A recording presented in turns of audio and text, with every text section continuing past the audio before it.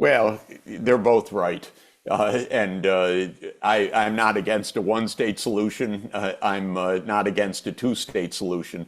I am in favor of noting one basic point that the Israeli settlements were known from the first moment to be illegal. They started at the end of the 1960s. I went to Israel the first time in 1972, and it was explained to me how Israel is, quote, putting facts on the ground. They knew this was illegal. So any excuse that, well, you can't have a Palestinian state now because, they're settlers, well, that was Israel's point. So we have to find a solution to that. Practically speaking, every one of those settlements from the first day was known to be illegal. This isn't some trick pulled on these settlers now. Oh, you're living in Palestine. They knew that. They knew they were living in occupied territories. They want to. That's the purpose of those settlements, is to ignore international law, to ignore UN Security Council Resolution 242, which was made in 1967, to say these are occupied territories and they're going to have to go back out of Israel's control. And so this is a real practical issue. There's no doubt about it. My own feeling is make two states. The Israeli settlers who have been living illegally in occupied lands, they can stay there for many, many years, maybe 10 years, maybe 20 years, who knows? But make a state of Palestine and then work on the practicalities to undo what was knowingly done by Israel with the purpose of subverting a state of Palestine. The key to war is politics. Von Clausewitz is correct in the most famous assessment that war is a continuation of politics with other means. The politics in the case of the war in Gaza is the question of Palestinian political self-determination. This has always been the question. Will there be a state of Palestine alongside the state of Israel, or will Israel dominate all of the Palestinians and an increasing number of other people as well? The leaders of Israel, this regime, is an expansionist regime which views Greater Israel, so-called, meaning a territorial, large and expansionist Israel as its objective.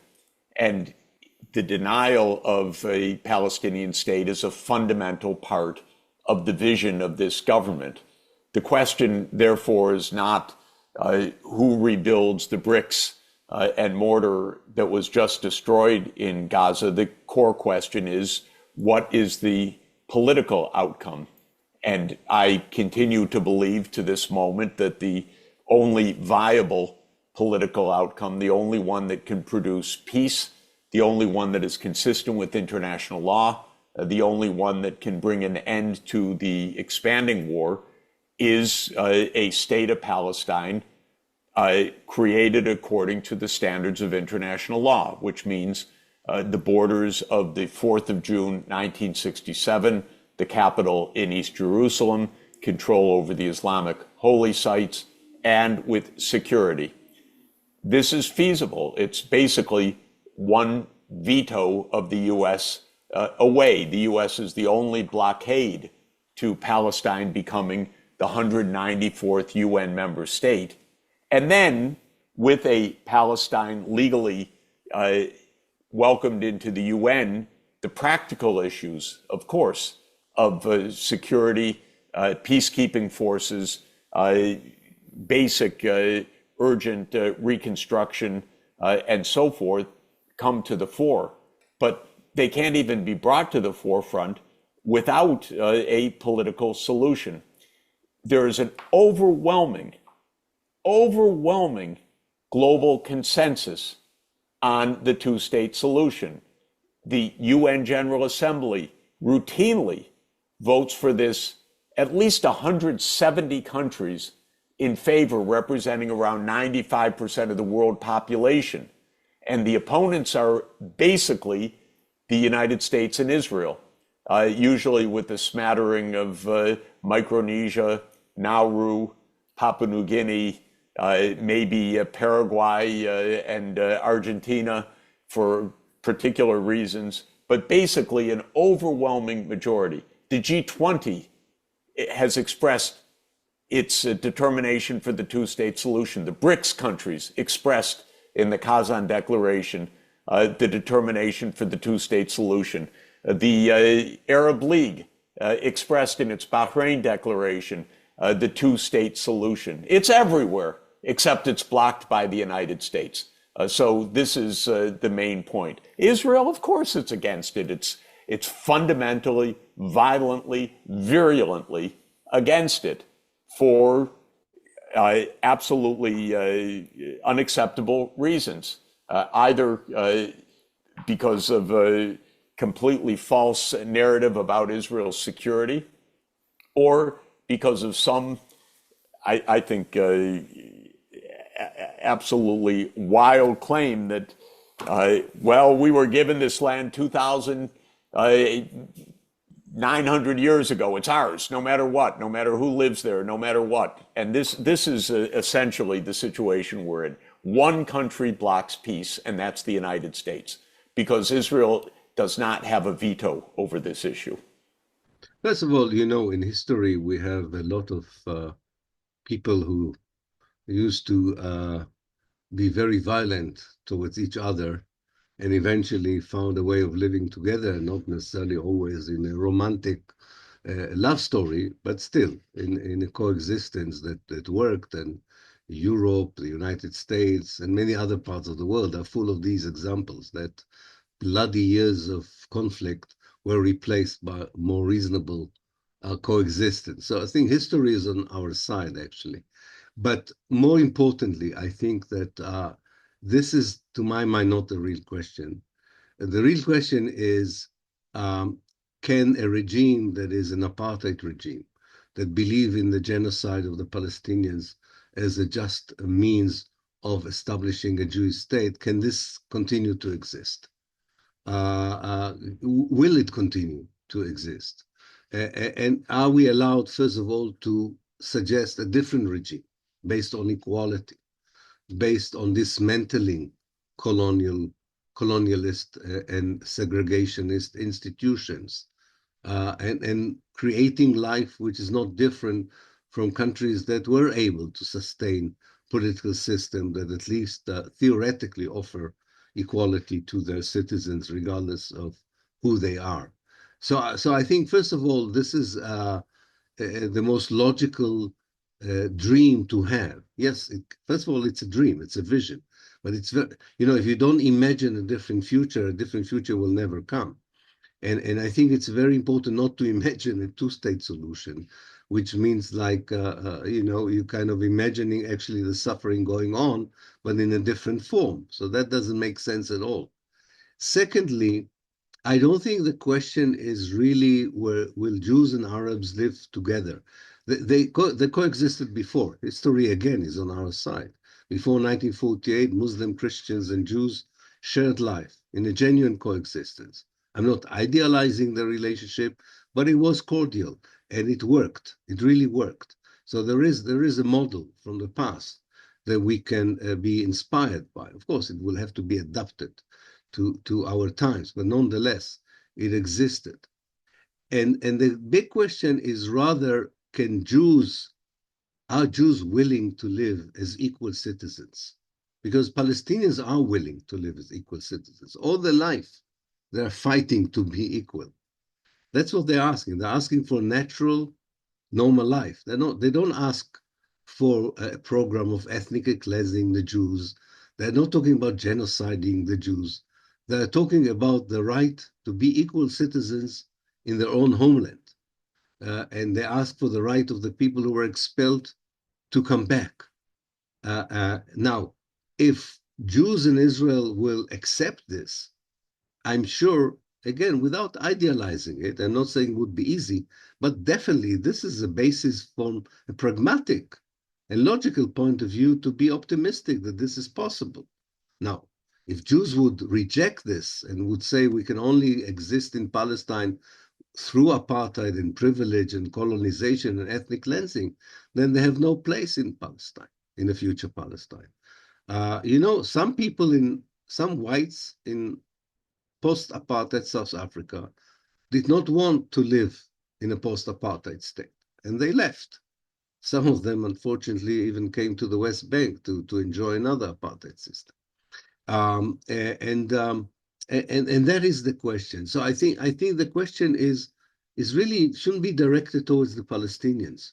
The Palestinians have proven from the very beginning of their encounter with the Zionist movement that what they are seeking is normal, equal life in their own homeland. The Zionist movement has proven from the very encounter with the Palestinians that it seeks to get rid of the Palestinians.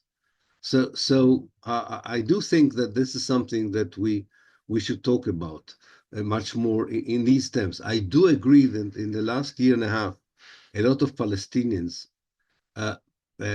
were aware that 94% of the Israeli Jews supported the genocide in Gaza. That I think is a setup. This is really something that we will have to challenge because that doesn't bode well for the future. I agree. I mean, if 94% of the Israeli Jews have no problem with the genocide of Gaza, then it's very understandable why Palestinians would say to you today, I'm not sure I want to share the land with such people.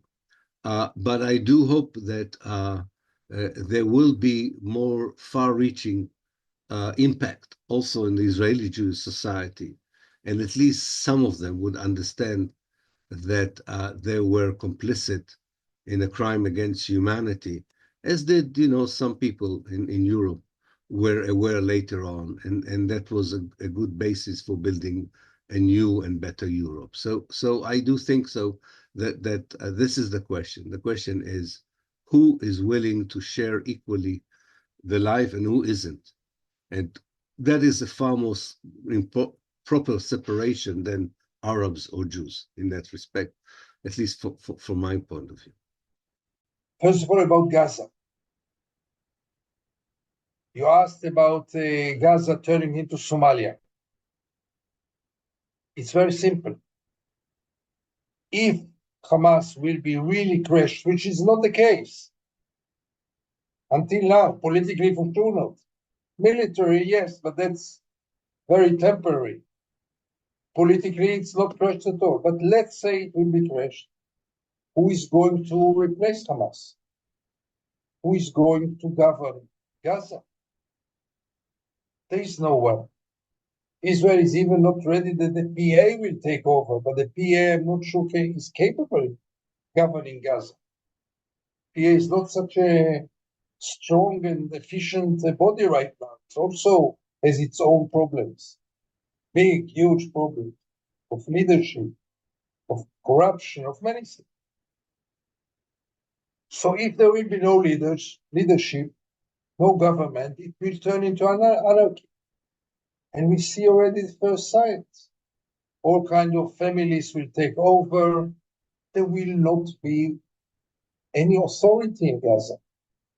And then it will turn into an anarchy, like Somalia, with a lot of crime, with, by the way, having no partner to deal even about daily life. Humanitarian aid, to whom will you supply it if there is no government and no governor and nothing? Who is going to take the supply? Who is going to distribute it? So this danger is very acute, very, very close. As long as Hamas is there is at least someone to govern Gaza. It's not my cup of tea, Hamas, by all means not. But do we have an alternative? Do the Palestinians have an alternative? I wish they have. Anyone will be better for the Palestinians than Hamas. But I don't see no one around. I don't see Israel enabling this.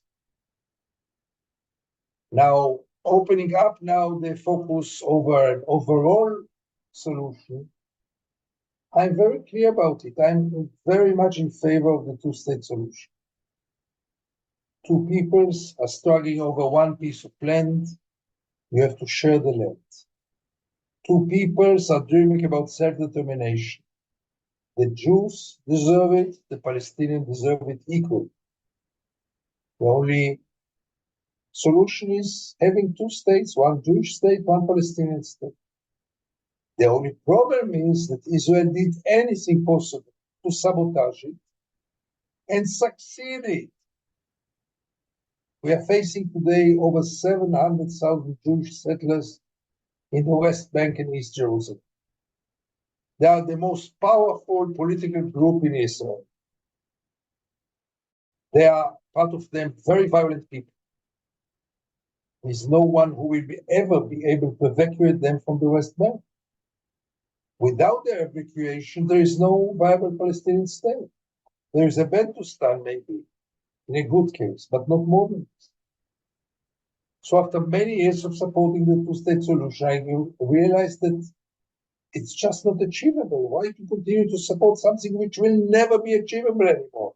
The train left the station, finished. The problem is that the whole world is still sticking to it, knowing that it will never happen.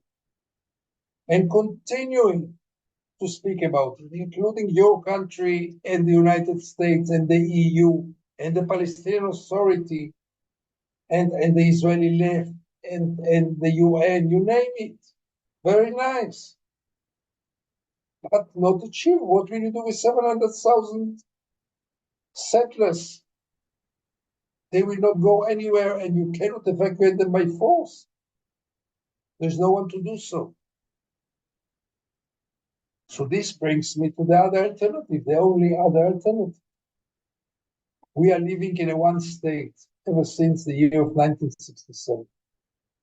Between the river and the sea, between the Jordan and the Mediterranean, there are today around 7.5 million Palestinians, 7.5 million Jews. Part of them are living under a democracy, mainly the Jews. Part of them are living under one of the most brutal tyrannies in the world, the Israeli military occupation. The challenge is only to change the regime. There is a one state. You just have to turn it into a democracy for everybody. One person, one vote. What is more just than this?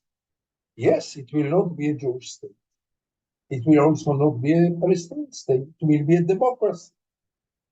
And for me, living in democracy is more important than being a Jewish state or Palestinian state. The two communities can define themselves without calling themselves a Jewish state or a Palestinian state. There is no other choice. I mean, we are facing now two alternatives, either apartheid forever or democracy. I don't see a third way. Hi, my name is Ayushman. I, along with Jyotisman, have started this platform. In the last 2 years, we have tried to build content for the left and progressive forces. We have interviewed economists, historians, political commentators, and activists so far. If you have liked our content so far and want us to build an archive for the left, I have two requests for you. Please do consider donating for the cause. Link is in the description below. Also, if you are not able to do so, don't feel sad. You can always like our videos and share our videos to your comrades.